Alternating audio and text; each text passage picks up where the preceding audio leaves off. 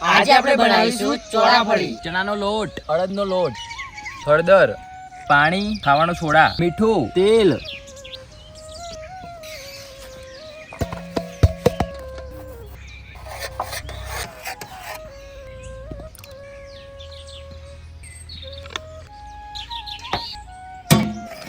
તેલ,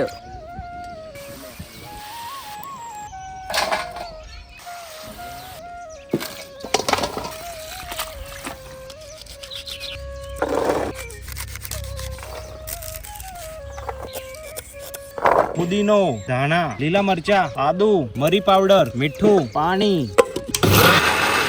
ચણાનો લોટ, પાણી,